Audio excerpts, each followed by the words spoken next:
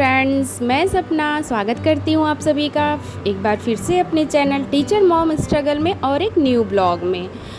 आज है फ्राइडे का दिन और आज सुबह मैं उठ गई थी। मैं नीचे चली गई थी, साफ़ सफाई करने के बाद मैं ऊपर आ गई थी तो मैं बैठ गई थी स्टडी करने के लिए। इस समय बज रहे हैं सुबह के 5 से 6 मैं स्टडी करूँगी। उसके बाद मैं 6 से 7 खाना बनाऊँगी। उसके बाद फिर 10 मिनट में तैयार होंगी। उसके बाद फिर मैं स्कूल के लिए निकल जाऊँगी। ये है मेरा रोज़ का रूटीन। और बहुत लोग अब सोचेंगे कि अरे इतना फटाफट कैसे हो जाता है, तो वो चीज़ हैबिट में हो गई है। और मैं अकेले ही नहीं रहती हूँ, मेरे हस्बैंड भी रहते हैं मेरे साथ। इस वजह से सुबह काम जल्दी हो जाता है। सुबह की पढ़ाई इसलिए ज़रूरी है, मैं हमेशा आप लोगों से कहती हूँ, क्योंकि सुबह अगर स्टडी कर लो ना, माइंड एकदम खाली रहता है, फ्रेश रहता है, तो फिर चीज़ें समझ में आती हैं। यहाँ पे मेरे बाल काफ़ी गीले हो रखे हैं। मैं तैयार हो रही हूँ स्कूल के लिए, बहुत ही लेट हो रही हूँ। और इस समय बज रहे हैं 7:05। अब तक मैं निकल जाती हूँ, लेकिन आज मुझे थोड़ा देर हो रहा है, लेकिन कोई बात नहीं। अर्नव को छोड़ना रहता है, इस वजह से अर्नव को छोड़ने के बाद हम आ गए थे अपने स्कूल। और यहाँ पे बच्चे मेरे कर रहे हैं सुबह का योगा, पीटी जिसको बोलते हैं, और हम लोग ये कराते ही कराते हैं। यहाँ पे बच्चों को मैंने कुछ कविताएं सिखाई हुई थी, वंदना, तो वो बच्चे कर रहे हैं, वो सीखे हुए हैं। तो बस वही मैं उनका रिहर्सल करवा रही हूँ कि सही से कर पा रहे हैं कि नहीं।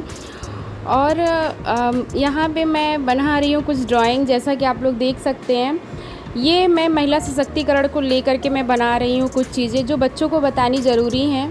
और यहाँ पे घर आने के बाद अर्नव का डिमांड था कि आज उनको कुछ अच्छा खाना है, तो इस वजह से आते ही मैंने चेंज भी नहीं किया और मैं लग गई किचन में। मैं आज बनाने लगी थी सूजी के कटलेट बनाने लगी थी मैं सूजी का। तो यहाँ पे ये काफ़ी टेस्टी लगता है, काफ़ी अच्छा लगता है, आप लोग भी ट्राई कर सकते हो। और यहाँ पे मैंने सारी चीज़ें चढ़ा दी हैं, आलू वगैरह मैंने छौंक दिया कुकर में ही। और यहाँ पे सूजी भी मेरी हो गई है। सूजी को एक तरीके से आटे की तरह गूंदना है, उसके बाद ठंडा होने पे फिर मैं उसको बर्तन में पलट रही हूँ। और फ्रेंड्स, ये सब तो हो गई घर गृहस्थी की बातें। आइए कुछ ज़रूरी बातें कर लेते हैं स्टडी को लेकर के। तो किसी ने मुझे कमेंट किया था कि दीदी मैं पढ़ती हूँ लेकिन मैं चीज़ें भूलती रहती हूँ बार बार, और बार बार पढ़ने पे भी शायद उन्हें चीज़ें याद नहीं रह पाती। उन्हें क्या, ये हर स्टूडेंट का एक ये आम समस्या है। कभी कभी ऐसा होता है कि हम लोग एग्ज़ाम के पहले तक 10-15 दिन तक हम लोग खूब पढ़ाई करते हैं, हम लोग को लगता है सारी चीज़ें याद है। और एग्ज़ाम के एक दिन पहले या 2 दिन पहले ऐसा लगता है कि सारी चीज़ें ब्लैंक हैं। ये होता ही होता है। और आम दिनों में भी कभी कभी लगता है कि हम चीज़ें याद करके भी चीज़ें हम अच्छे से उसको मेमोराइज़ नहीं कर पा रहे हैं। मतलब जब हम सोच रहे हैं तो हम नहीं कर पा रहे हैं। इसका देखिए कोई 2 ही कारण हो सकता है। या तो पढ़ाई बहुत आपने सीरियसली नहीं की, या तो बार बार पढ़ने के बाद भी चीज़ें आपको समझ में नहीं आई। ये एक कारण ये हो सकता है। दूसरा कारण ये हो सकता है कि आपने टाइम टू टाइम उस चीज़ को रिवाइज़ नहीं किया, इसीलिए आप भूल रही हैं शायद। और दूसरी बात, मैं हमेशा एक बात ज़रूर कहती हूँ कि देखिए कम पढ़िए लेकिन सॉलिड पढ़िए। कल के भी वीडियो में मैंने बताया हुआ है कि देखिए सिलेबस का 70% आप कवर करिए, लेकिन उसको 100% कवर करिए। तो बस अगर ये टेक्निक आप अपना रही हैं, और कोशिश करिए कि अपने नोट्स खुद अपने हैंड राइटिंग में आप बना के रखिए चीज़ों को। थोड़ा सा नोट्स बनाने से जानते हैं क्या होता है, चीज़ें आपको थोड़ा सा वो चीज़ें दिमाग में छपती हैं। और कोशिश क्या करिए, सबसे ज़रूरी बात कि आप लोग नोट्स बनाने के लिए कभी भी लाइनिंग वाली जो कॉपियाँ होती हैं वो मत यूज़ किया करिए, बिल्कुल मत यूज़ करिए। जो एकदम ब्लैंक कॉपियाँ होती हैं वो यूज़ करिए, वो रजिस्टर यूज़ करिए जो एकदम ब्लैंक होता है, उस पर कोई लाइन नहीं, कुछ नहीं। क्योंकि एक तरीके से हर चीज़ को पढ़ने का एक तरीका होता है। बहुत ही जल्द मैं आप लोगों को बताऊँगी कि मैं किस तरीके से नोट्स बनाती हूँ, और एक बार देखने के बाद ही मुझे सारी चीज़ें फिर मेमोराइज़ होने लगती हैं।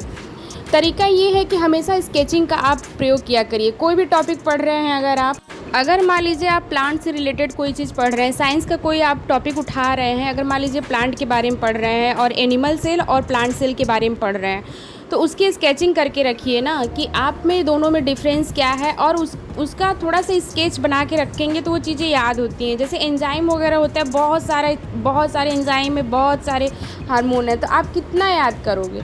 तो अगर उसको आप एक स्केच की तरह बनाओगे, 2 पार्ट में डिवाइड करके एरो लगा के, इस तरीके से कुछ अपना स्केच वाला अगर तरीका अपनाओगे ना, तो आपको चीज़ें याद होंगी। मैं बहुत ही जल्द इस पे वीडियो लाऊंगी, और मैं ज़रूर ये बात बताऊंगी कि किसी भी चीज़ को पढ़ने के लिए मेरी क्या टेक्निक है। अगर हो सकेगा तो आप लोगों को भी फ़ायदा इससे होगा। और फ्रेंड्स एक बात मैं और कहना चाहती हूँ कि किसी ने मुझसे पूछा था कि क्या गवर्नमेंट जॉब पाना सच में बहुत ज़्यादा टफ़ है। तो जी बिल्कुल टफ़ नहीं है, ये केवल एक मन का वहम है। अगर वैकेंसी आती है तो आप ये सोच के मत चलिए कि कितने लोग एग्ज़ाम दे रहे हैं या कितने लोग पढ़ रहे हैं। मैंने पिछले वीडियो में भी बताया हुआ है, आप जाके मेरे वीडियोज़ आप चेक कर सकते हो। आप हमेशा ये सोच के चला करिए कि आपको केवल एक सीट से मतलब है, आपको केवल एक सीट चाहिए, एक कुर्सी चाहिए, बस उसके लिए आपको अपना गोल बनाना है। और आपको ये चीज़ें छोड़ देनी है कि बाकी लोग क्या पढ़ रहे हैं, क्या है क्या नहीं है, आपको अपना 100% देना है। और देखिएगा सफलता आपके कदमों में आ जाएगी। और उस दिन को हमेशा याद करेंगे आप कि जिस दिन आप समझ लीजिए जॉइनिंग लेटर आपको मिलेगा और आपके चेहरे पे इतनी ज़्यादा खुशी होगी कि वो खुशी याद स्माइल में होगी या तो फिर आंसुओं में होगी। बस उस चीज़ को याद करते हुए दिन रात एक करके पढ़िए। और बस ये मैं कहूँगी कि रिवीज़न ज़रूर ध्यान दीजिए। रिवीज़न एक बहुत बड़ा मैटर करता है हमको सफल बनाने में। हम पढ़ तो लेते हैं बहुत सारी चीज़ें, लेकिन उन सारी चीज़ों को हम कभी जल्दी रिवाइज़ नहीं कर पाते हैं टाइम टू टाइम। शायद यही कारण होता है कि हम सक्सेस नहीं हो पाते हैं। लेकिन अपने पे डाउट बिल्कुल मत रखिए, आप इस विश्वास के साथ पढ़िए कि आप कोई भी चीज़ पढ़ रहे हैं तो आपको याद हो रही है। और उस चीज़ों का आप सब्जेक्ट का अपना हैंड राइटिंग नोट्स बनाइए और उसको टाइम टू टाइम आप देखते रहिए। मैं ये नहीं कहती आप रोज़ रिवाइज़ करिए, लेकिन अगर कोई सब्जेक्ट आप पढ़ रहे हैं तो हफ्ते में कम से कम 2 दिन तो उसको रिवीजन के लिए रखिए ही रखिए। इससे ये होगा कि कभी आप चीज़ों को भूलेंगे तो वो याद आ जाएंगी, और कभी आप ऐसे पढ़ते रहोगे तो वो चीज़ें फिर आपको कहीं ना कहीं दिखेंगी, तो आप उस चीज़ को कोरिलेट करके पढ़ पाओगे। बस यही फंडा मैं अपनाती हूँ और मैं आशा करती हूँ कि आप लोग भी अपनाते होंगे। अगर नहीं अपनाते हैं तो अब से शुरू कर दीजिए, ये बहुत ही कारगर साबित होगा। और फ्रेंड्स आप लोग दिन रात एक करके पढ़ाई करिए। बस इसी छोटे से मोटिवेशन के साथ मैं अपना ये छोटा सा ब्लॉग जो है यहीं पे ख़त्म करती हूँ, और आशा करती हूँ कि आप लोगों को बहुत पसंद आया होगा।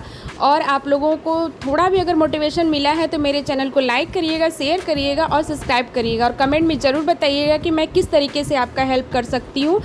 Take care, love you all of you. Okay bye bye, मिलते हैं अगले ब्लॉग में।